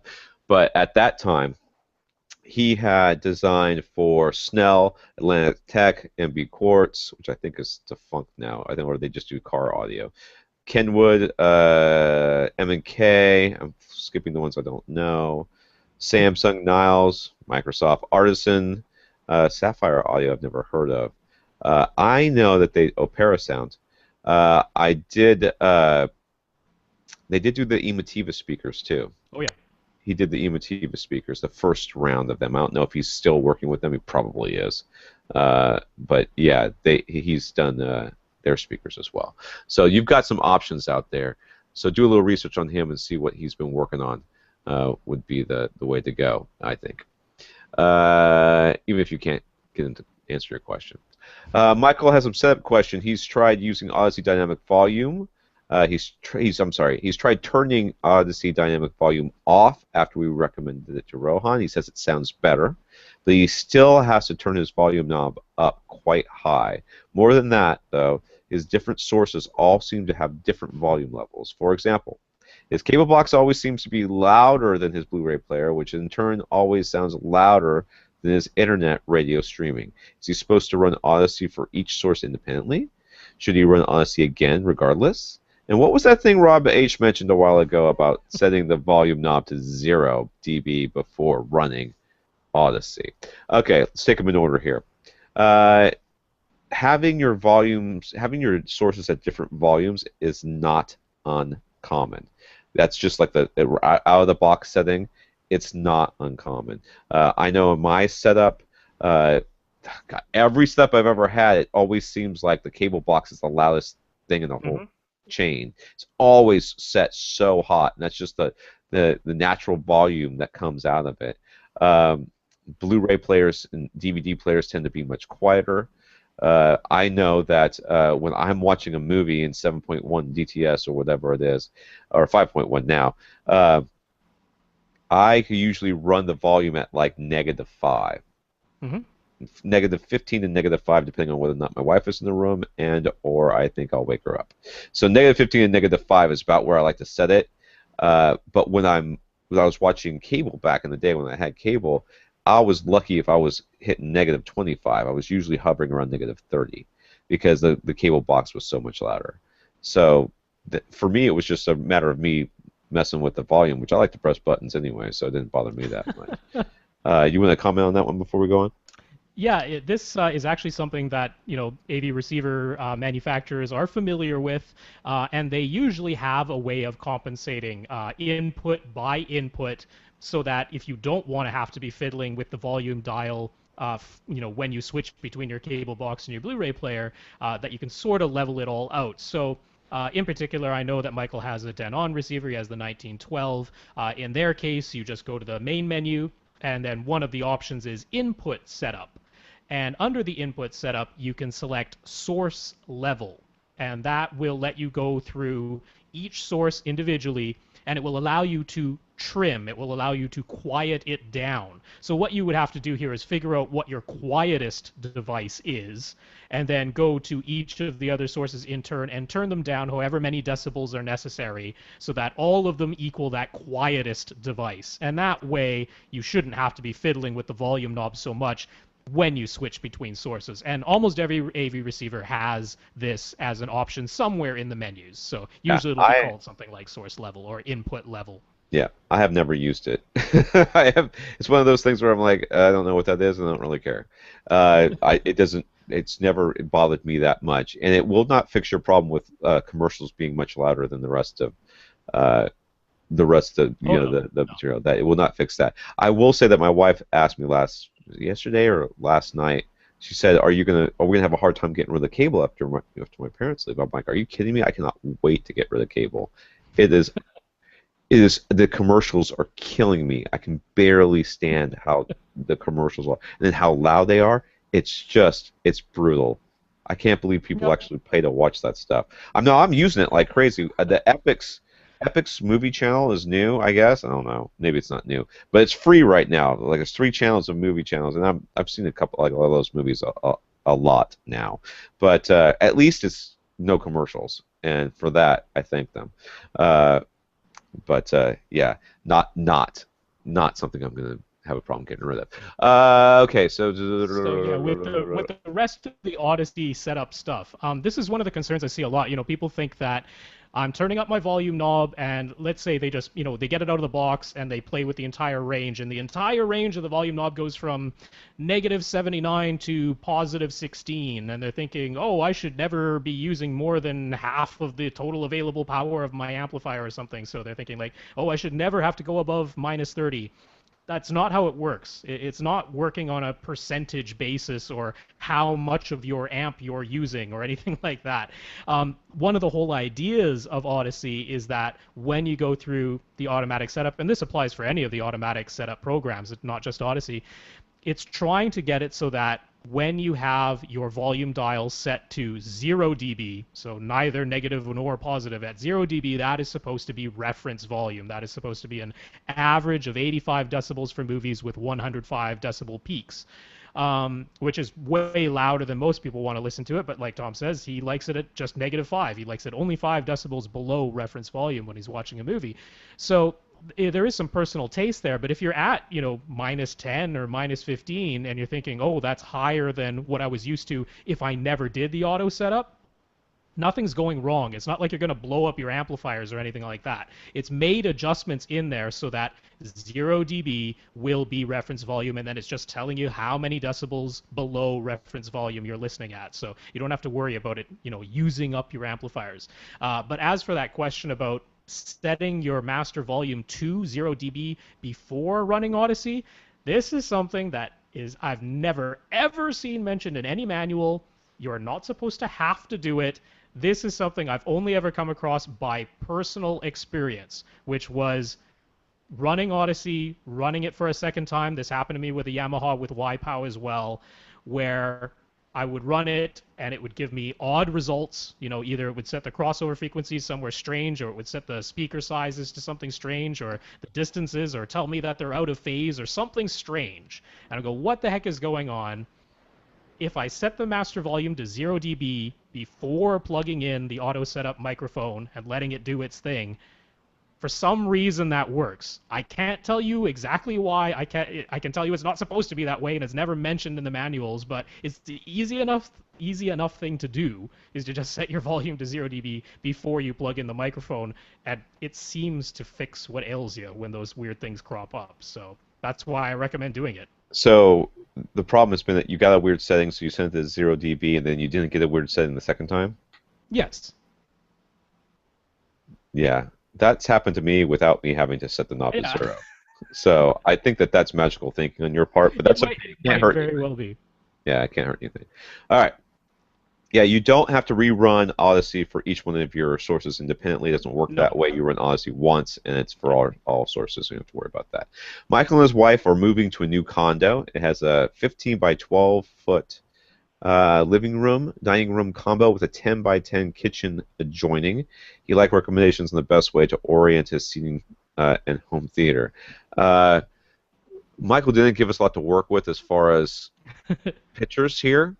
So we're gonna extrapolate the best that we can. I imagine that this is the seating dining area, which is he says 15 by 12, Yeah. uh, and then there's a 10 by 10 kitchen adjoining, which I guess there must be some sort of bar thing in between.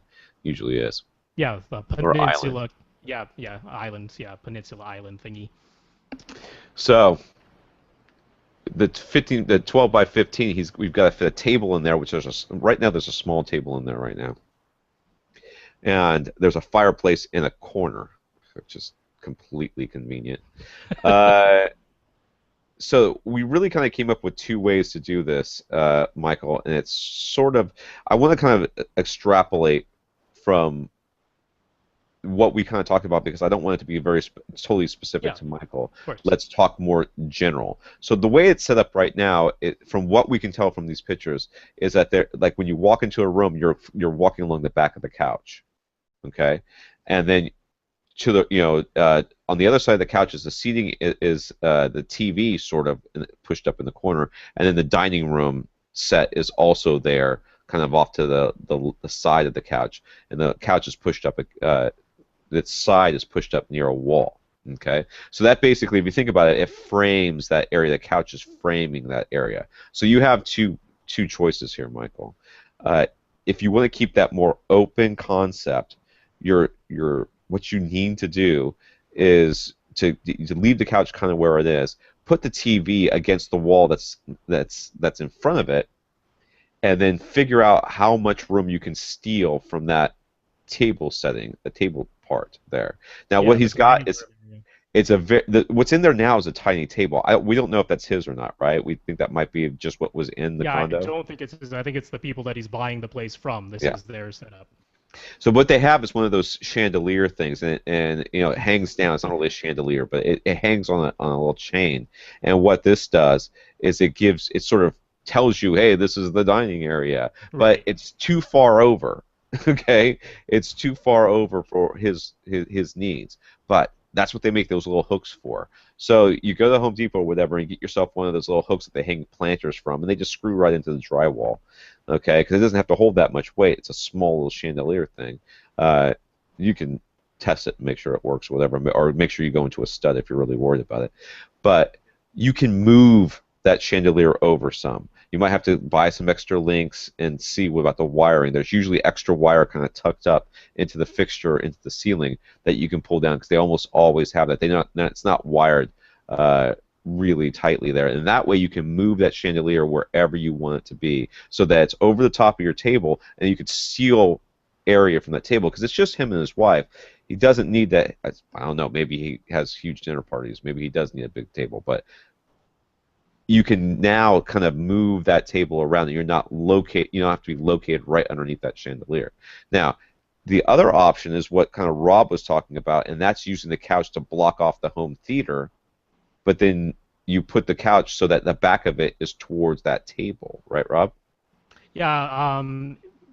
For Michael specifically, it would be taking the couch and rotating it 90 degrees from where it is so that it's facing the other wall. So I mean, what he's got here, and this will apply to a lot of people who have more of a sort of open concept type of room where they basically only have two walls. You really only have two walls because to the left of one side is the kitchen, and to the right on the other side is the hallway.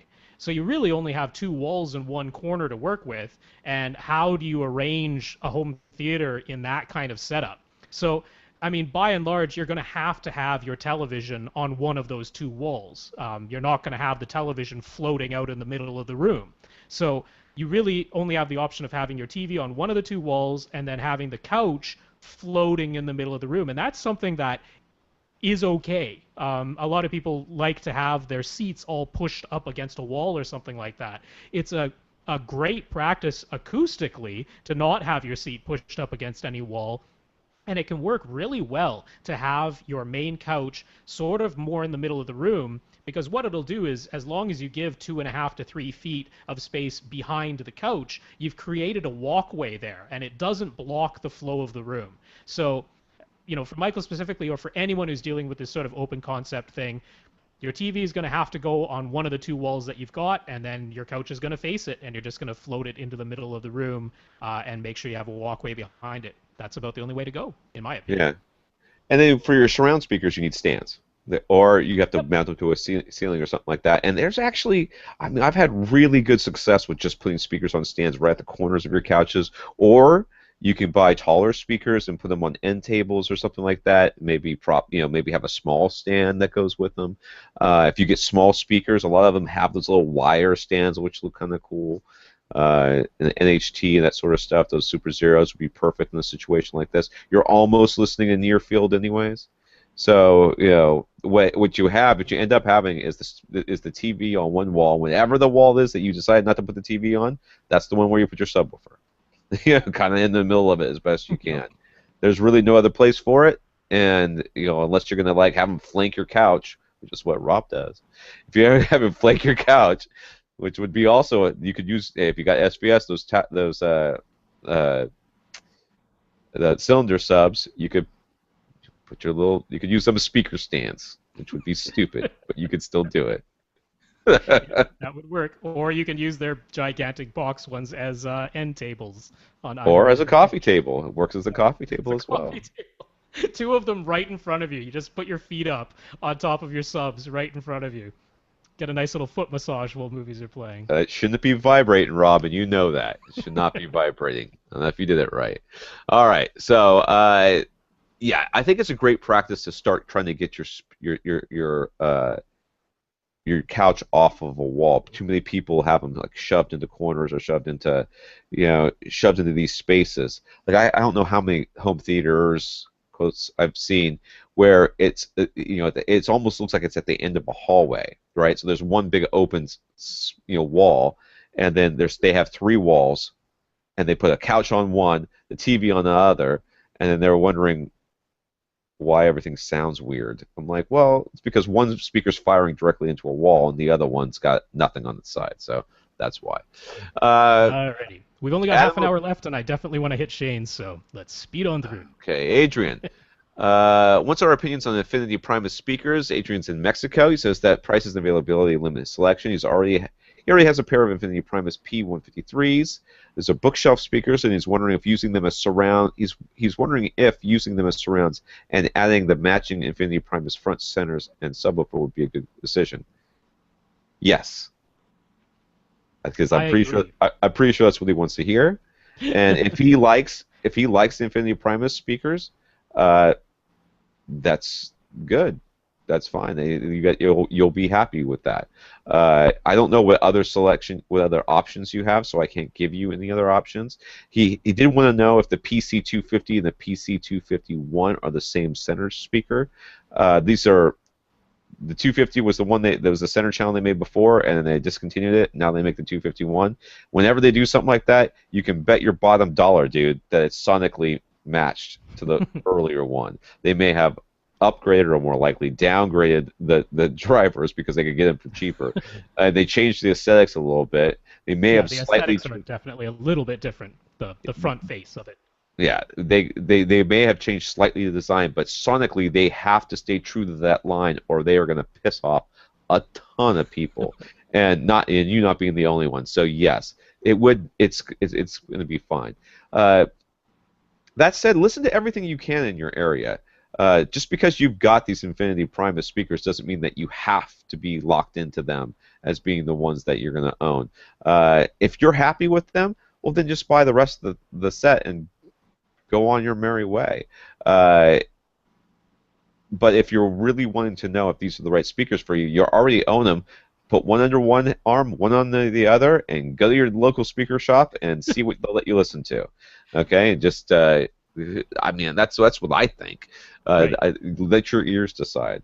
Yeah, I mean, Sort of thing. just in general, I will certainly vouch for the Infinity Primus speakers. Those were my go-to recommendation for inexpensive speakers before the Pioneer Andrew Jones speakers came on the market. I personally think that the Pioneer Andrew Jones speakers are overall they're a little bit easier to drive for one thing, but I also think they're overall a little bit better sounding, a little bit more linear, more even dispersion of the high and mid frequencies. So I think objectively they're maybe a little bit better, but that doesn't mean the Infinity Primus suddenly got worse. They were my go-to recommendation for that price range. So I think they're very good speakers. Audioholics reviewed them and gave them a very favorable review.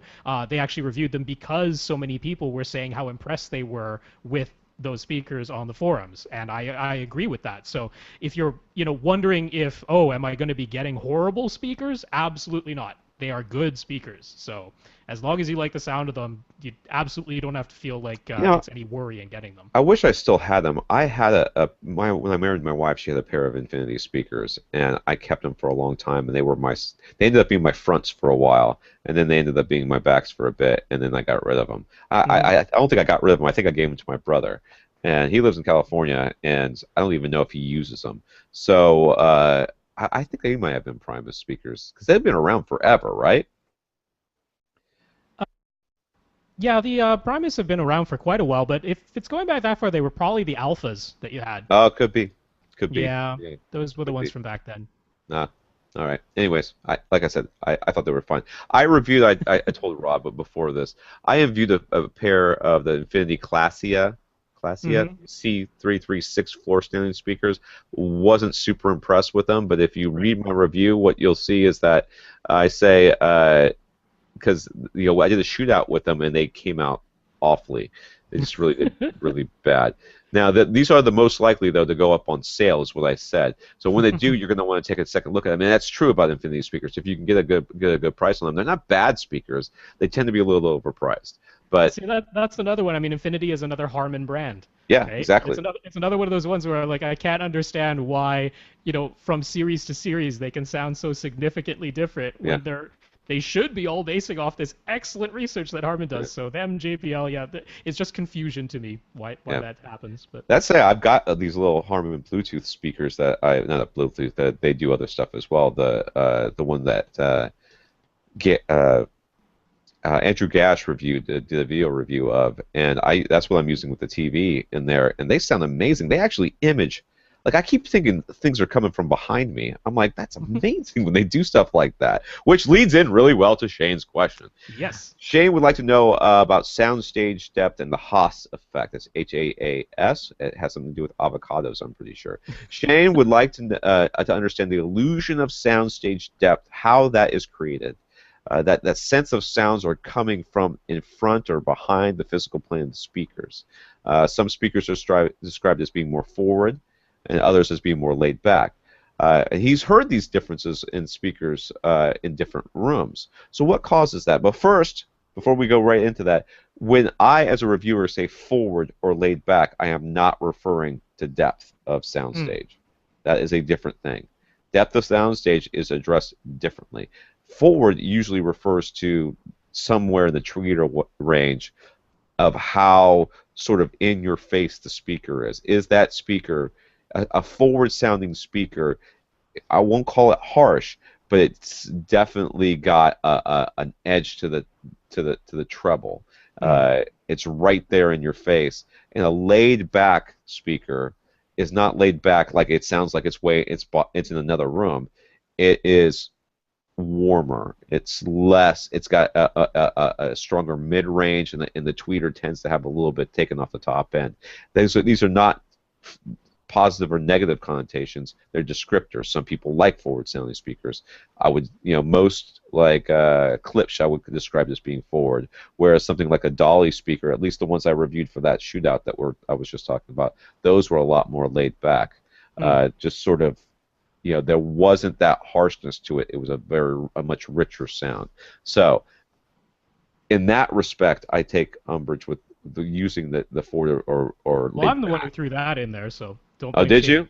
Yeah. Yeah, that's not what I've never met anybody that meant that. Maybe somebody meant that, but I haven't. Not in Yeah, it's audioholics. all No. it's all interrelated, and it's good to define those terms because Yeah. you'll see them, and it's what does a reviewer mean when they're talking about that? So it's good to And throw that usually, in. whenever I say something like that, like if I say something is forward, then the next sentence describes what I mean. If I say it was Right, laid back, the next sentence describes but what not that. all reviewers do. So Yeah, well, not all reviewers are me, that's I right.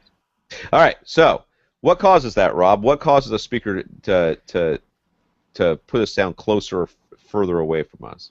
Yeah, so this is a really tricky thing. It is very difficult. And before we go any further, he was asking about the Haas effect, and whether that's related. We'll talk about that in a moment. But the Haas effect doesn't really have much to do with this particular part of imaging of the sound, of creating that illusion of sounds coming from either in front of or behind the actual plane of the speakers. So just to clarify that part. But you sort of have to do a little bit of a thought experiment, which is when you are out in the world and identifying whether a sound is farther away from you or closer to you, how are we doing that? What sonic cues are we using? Is our brain making use of to make that determination? So the key one that we use is just loudness. I mean, we will normally assume that a sound that is quieter, particularly if if you hear the identical sound and you hear that identical sound played once and then you hear it again and it's quieter, we'll almost automatically assume that it got farther away. But of course, we know there's a little bit more to it than that because we can tell when a sound just got quieter versus when it got quieter because it went further away.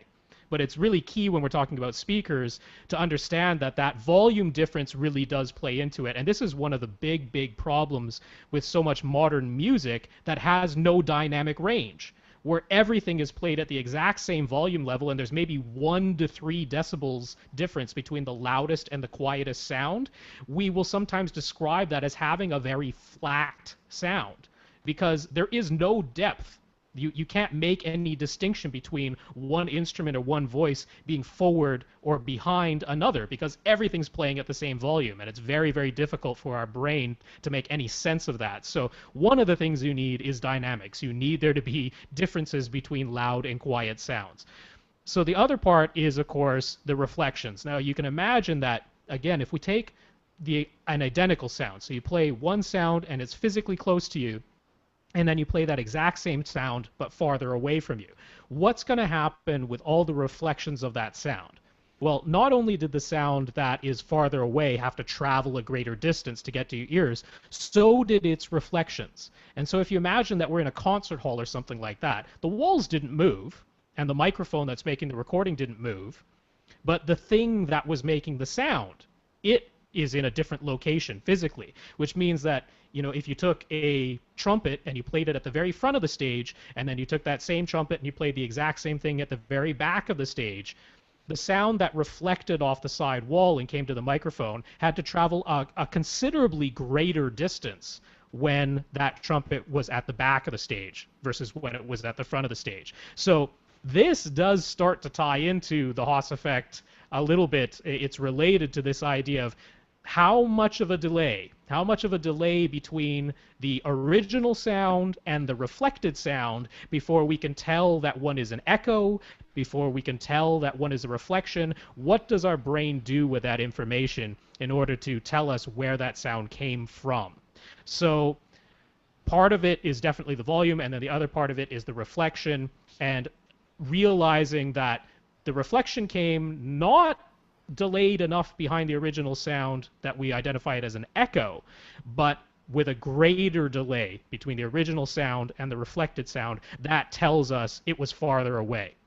But what we really need in the recording is sort of something to compare it to. Because if we don't have anything to compare it to, it's really difficult. And this is something that is really challenging in headphones right now. Everybody is trying to get these really convincing surround headphones or to make binaural recordings where we get a real sense that sounds are coming from outside of our head, not having that headphone effect where it sounds like the sound is coming from, directly between your ears inside your head. And the thing that is the hardest thing to do is to make it sound like it's coming from directly in front of you.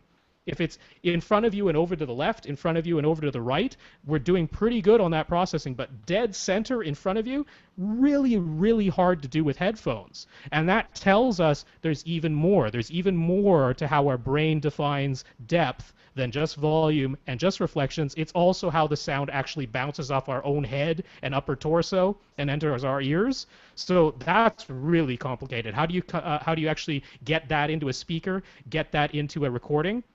That all comes down to just having no distortion and no residual energy in the sound at all. This comes down to the transient response of the speaker being really, really clean so that the speaker itself is not producing any residual sound that shouldn't be there. And the microphone had to pick it up correctly too. So there's a lot to it. It's really, really difficult to And get that's it why done. electrostatic speakers give you Yeah. that sort of imaging that you can't quite get from any other speaker, any other type of driver. It's Yeah. just that's just I mean, it can be done poorly by electrostatic speakers. There's no doubt about it. But the ones that I've heard that have done it really, really well, I mean, they could literally move that sound through your head, forward, backwards, left, right. They could put it anywhere, and it's just insane. It just absolutely is convincing. It's almost scary. People get freaked Mhm. out by it. When it first happened to me, I was like, "This is crazy." I just could not believe what I was listening to. Now, of course, they're $20,000 a pair, and only I could experience it at any one given time. I'd have to get up and let somebody else sit in my spot. And it But still depends a lot on the recording itself too, yeah, because it's not just going to happen with any random recording either. yeah, that's true. That's true. So, yeah, so that gives you sort of the overview there. If you just think about how easy it is to be tricked by things too, even in real world. When you think you hear somebody behind you, you turn around, they're not there, or they're further away, or they're going away instead of coming towards, or whatever. That happens, and I mean, we're not perfect, receptors of sound anyways. So you factor that into it as well, and it's just it's really going to be an ongoing process for this. Yeah, I mean, And I, there's definitely an analogy to our visual system too, right? Because we can say, how do we tell that certain objects are physically closer to us than others? Because once they get past about 15 feet away from us, our eyes go to infinite focus, and our 3D depth perception from having two different eyes getting two slightly offset images, it doesn't really work that well beyond about 15 feet in front of us. Just that stereoscopic effect. So again, we rely on things like the bigger object is probably closer. The one that yeah. has a longer shadow is probably farther away. We use other context clues, but we all are very familiar with illusions, right?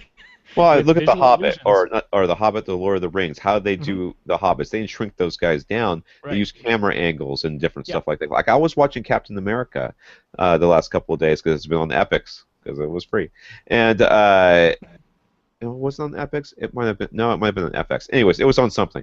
And we were watching it, and we were talking about it. My parents and I and a friend of mine who was over, we were all talking about like how did they do that? Some of it looks like CGI, but there's quite a bit of it that's camera angles, and you can see Hmm. that he's actually further behind and farther down than the Hmm. people are that are around him. And so it looks like he's shorter and smaller, but what he really is further back and Hmm. lower. And it's just this weird illusion because you don't have that stereoscopic 3D Yep. that you would have had, and there's all. It's really kind of cool. So let's go into the Haas effect real quick because I don't want Okay. to go too long. Yep. Yeah. So the Haas effect is kind of a cool thing. When I was reading up on it, I recognized because this is something I was reading about when they were talking about designing new amphitheaters and outdoor concert stadiums and stuff like that. Because one of the big complaints that people have when they go to regular, huge venue stadiums is that they had these massive speakers up on the stage, and if you were way at the back of the amphitheater, you could barely hear anything. And if you were up at the front, you went completely deaf because they're blasting it out at like 140 decibels to try and get the sound all the way to the back. So they started using these multiple speaker arrays. Sometimes they're using line arrays that are mounted way up high and can sort of beam their sound to the back. And other times they actually just put speakers more or less around the amphitheater or around the stadium. But you still wanted to have the illusion that the sound was coming from the stage. You didn't want to point up to the speaker that was closer to you or point at the line array that's above the stage and say, oh, that's where the sound is coming from, not from the stage. So that's what the Haas effect is all about. It's more known now by something called the precedence effect. But what it is that if you get two sounds arriving at your ear within 1 millisecond, so really, really close together, your ear will take their relative levels and it will hear it as one sound and it will position that sound. You'll point and say, there's where the sound came from, and it'll be in between those two sound sources. So this is how the stereo effect works. And this is why the stereo effect eventually collapses as you move over to the left or the right, because all of a sudden you're far enough away from, let's say you move to the left, now you're far enough away from the right speaker that there's more than 1 millisecond of delay between the arrival of the sound from the left speaker and the arrival of the sound from the right speaker. So what the precedence effect says is that when there's more than a 1 millisecond delay, and they're saying anywhere up to about 30, maybe 50 milliseconds of delay, we won't recognize it as an echo. We won't say, oh, there was the first sound and there was an echo of a sound. We'll combine the two sounds together, but we will point to the closest one. We will point to the one that arrived first. So we'll merge the two sounds together and say, oh, that's still one continuous sound, even though one arrived 10, 20, 30 milliseconds after the other. But we'll locate it from the very first one, the one that arrived first. Even though it was only arrived 5 or 10 milliseconds earlier, that's the one we'll point to and say that's where the sound came from. So the Haas effect is really cool because it actually says if that second one, that second sound that arrives 10, 20 milliseconds later, even if it's up to 10 decibels louder than the first sound that arrived, we'll still locate that sound as having come from the first location, not the second one, even though the second one is louder. So that's how they can use this setup in a stadium where they still have the speakers on the stage, and maybe you're still at the back, and you have another speaker that's physically much closer to you, but they add in just enough, digital delay. They'll use digital signal processing, add in just enough delay to that speaker that's physically closer to you, so that its sound actually arrives at your ear after the sound that came from the stage. And even if that second one is louder than the one that came from the stage, you'll still locate the sound as having come from the stage because that's the one that arrived first. So that's a pretty cool effect. Yep. I like that one. When I was reading up on that, I was like, I was pretty impressed with the thought of how they did that research. Mm-hmm. And you could just see exactly it's actually kind of similar to what we're talking about with having to adjust the phase in subwoofers in order to get it exactly right. There was somebody there with a knob going, okay, now which speakers are coming out of? They turn it again. Now which speakers are coming out of? And now it's now what? Now what? Now what? Oh, it switched? Really? Okay. All right, so they back it back down, okay, and it's like, okay, well, now what speaker? And they change the volume of that Mm-hmm. second speaker, and have to do the whole thing again, and over and over again with multiple people before they were pretty sure that they had something that was pretty Yeah. reliable. So interesting, really, really interesting. Yeah, but this discovery that, that second arrival, so it's the same sound, it's just, it's arriving at you at your ear once, and then it's arriving again, and that second one could have been a reflection, and most often it's a reflection, and so you don't, recognize it as an echo. You say that's the same sound, but it came from the first location. So when we're talking about that, going back to what creates that depth, so there's still a little bit more to it, right? It's not just the reflections, because if it were just the reflections, you wouldn't get any sense of depth from having that reflection off the side wall. So yes, the reflection off the side wall from the sound that was farther away from you, that reflection arrives later than if that same sound were being created at the front of the stage and still reflecting off the wall. In either case, the Haas effect, the precedence effect, is in action. It's in effect. It's your ear is saying, no, that's the same sound.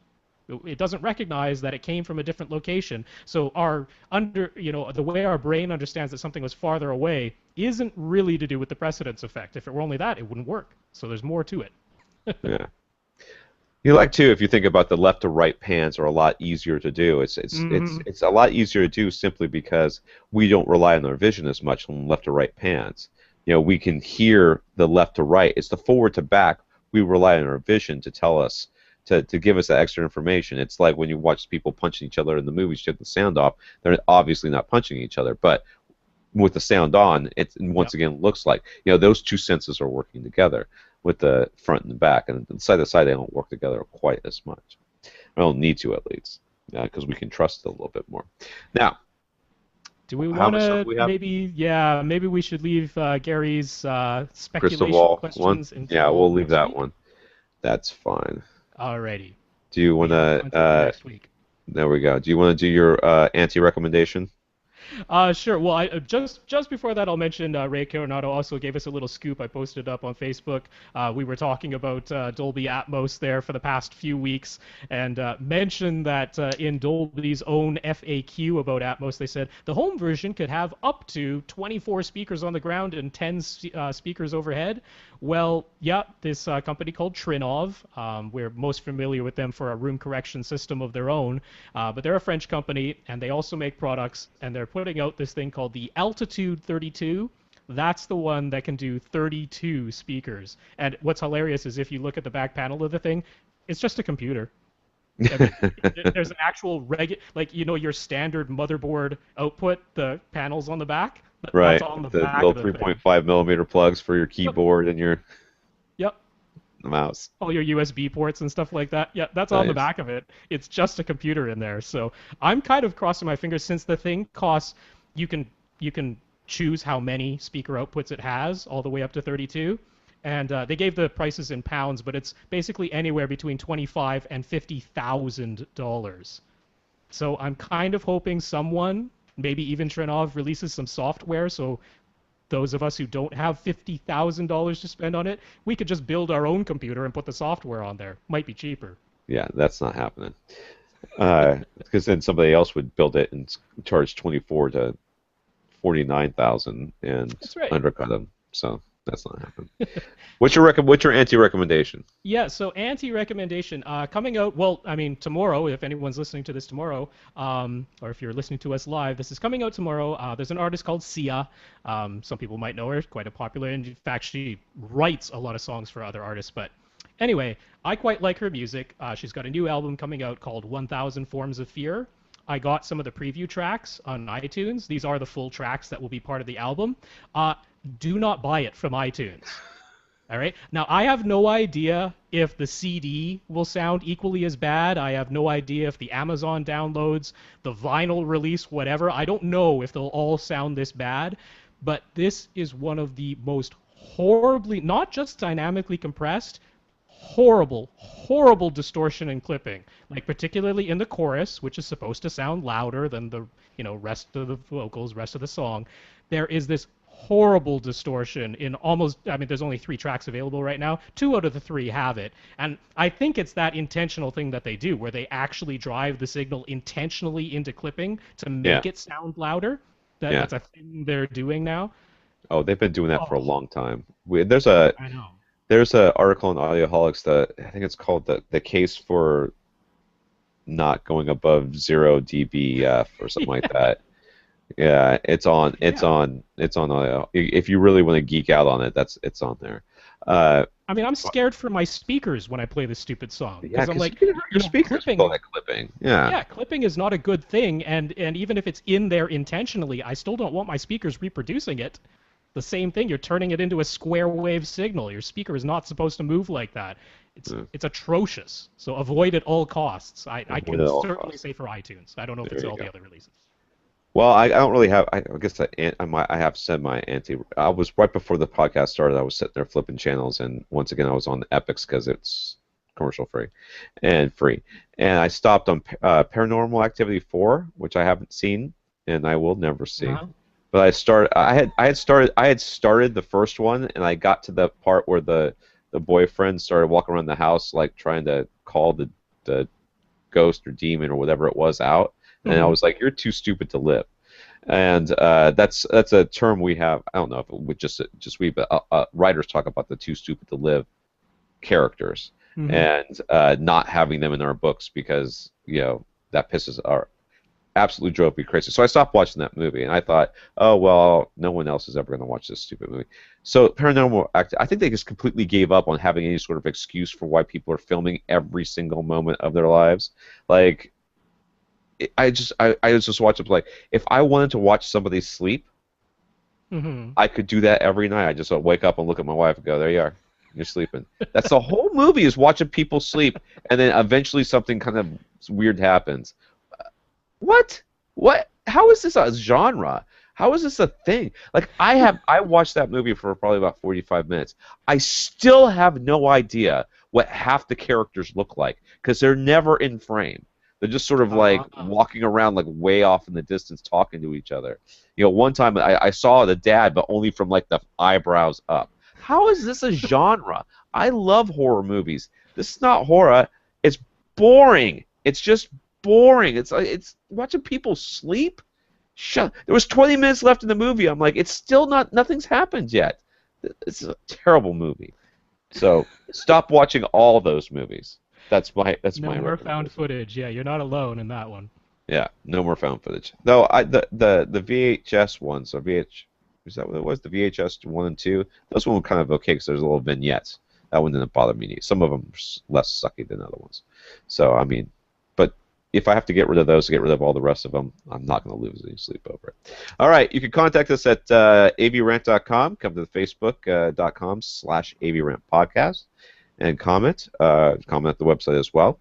If you go to contact Rob at avrant.com or on Twitter at FirstReflect. You can reach me at Tom at avrant.com or on Twitter at avrant_Tom.